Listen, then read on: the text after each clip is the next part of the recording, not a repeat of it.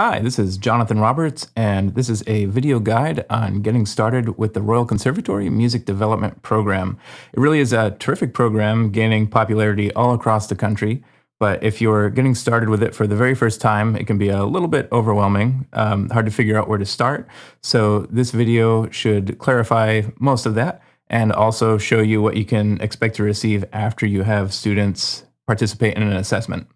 So the first thing you're going to do is go to the program's homepage, which is www.musicdevelopmentprogram.org. And the first thing you'll want to do is sign up for a teacher account.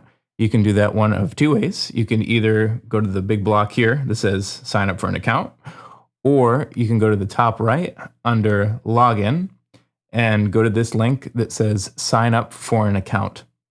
And it just collects some very basic information, and you'll have to specify that you are a teacher. It gives you three options: teacher, parent, or student. And you'll be assigned a teacher number, which you'll want to take down to give to your students so that they are matched up with you in the system, so they're assigned as your student in the program. The next thing that you'll want to do for your student is download the syllabus for your instrument to figure out level requirements. And to do that, you'll just go to the program, and then from the drop-down, go to syllabi. And here we have links to every single syllabus from the music development program, every single instrument. So let's say you're a violin teacher. You'll go to the violin syllabus, click that. And there it is. And you could read this one of two ways. You could either read it directly in your browser, or you could also download it straight to your computer, and you can share it with whoever you want. It's completely free if you want to send it to parents, colleagues, whoever. And as you go through the table of contents, there's all kinds of reading describing all aspects of the program, even from just describing what the program is, why you should consider it, so on and so on. But the section of the syllabus you will use the most is the level-by-level requirements here. So say, for instance, you're considering level 1 for your student. You would go to page 16. Scroll, scroll, scroll. Oops. Here we are. Now, each syllabus is a little bit different, but most of them have a description of what the level is all about in the opening paragraph, followed by a breakdown of the scoring. Now, all assessments are scored out of 100 points, but the breakdown will always be a little bit different depending on the instrument and the level. So in this case, level 1 violin, repertoire, the performance section, is 60 points, divided up 27 points for each of 2 repertoire selections. And the students get 6 points, 3 marks per selection just for having memorized. They could also use the music, just be deducted 3 points per piece. For technical requirements, which technical requirements is just scales and etudes. And again, depending on the level, sometimes it just might be scales. In this case, 15 points are for 2 etudes and 15 points are for technical tests, which for this level are scales, arpeggios, and double stops. And then 10 points for oral skills. And again, for this level is clapback and playback. For higher levels, there may be interval recognition, sight reading, and so on.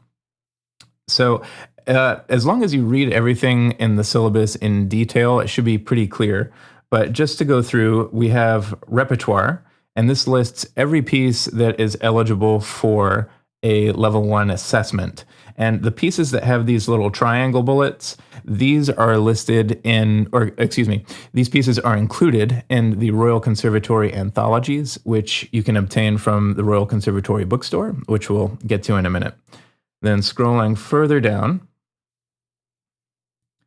under technical tests, actually scrolling back up, we have technical requirements, so etudes, and they're listed exactly the same way as the repertoire selections. And again, the triangle bullets are listed in the etude anthology for level 1 violin. And then as we scroll down, the scale requirements are also listed. And these you could, if you are comfortable with teaching the scales on your own, writing them out, or teaching them by interval or by ear, that's fine. If you feel that you need them written out from your students, you can also get technical test anthologies from the Royal Conservatory bookstore that basically have all of these scales written out in detail. And as we go further still, we have a brief description of the oral skills expected for level 1 violin. In this case, clapback, where the examiner plays a short melody and the student claps it back, or claps the rhythm back, I should say, followed by playback, where the examiner plays the triad of a specific key, plays a melody, and the student plays that melody back. And there are always some limits on that, and it will always be in the description of the anthology. In this case, it's just the first 3 notes of a major scale. So, in a nutshell, this is how you figure out the basic requirements for an assessment. You get the appropriate anthology, look up the level you're considering, and then decide if that's too easy or too difficult for your student and plan accordingly. So once you've decided upon a particular level, you'll want to have your student, or more than likely your student's parents, sign up for an account with the Royal Conservatory, and they will do that the same exact way you did, just going to log in and then going to sign up for an account. They'll just fill in the basic information, except they will have to designate themselves as a parent. And once they have your teacher number, which you should give them, they'll enter that information in, and they will show up as being your student in the system. So let's talk about what happens once a student completes an assessment. I'm just going to log in to my account. And once you have students registered for you under your number, when you click My Students on the dashboard, you will have a listing of every student that is registered with your teacher number. And if you click on a student's name, you'll see every assessment that that student has completed with you.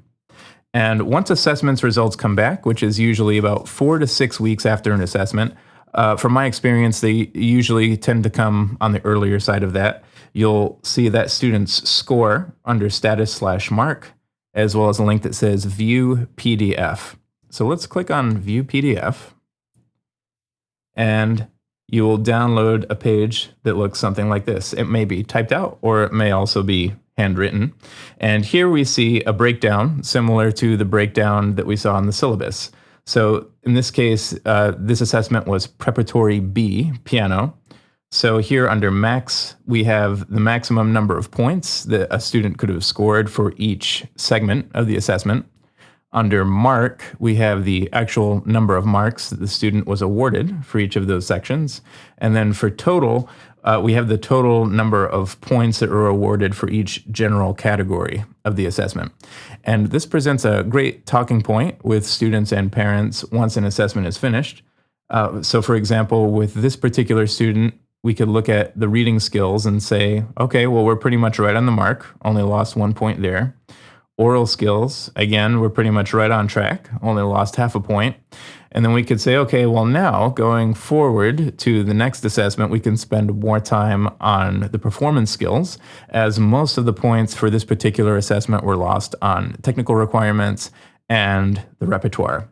And then as you scroll down, there are all kinds of constructive comments about every aspect of the assessments that you can use with your students as a basis for preparing for the next assessment. Now, if you want to look at the Royal Conservatory bookstore to find those anthologies I was talking about, you just go to the top of the page, and you should be able to access this from any page on the Music Development Program website, and click Bookstore. And this gives you access to all of the Frederick Harris publications. Frederick Harris Publications is the publishing arm of the Royal Conservatory of Music Development Program. And the search engine is pretty straightforward. You can click on categories.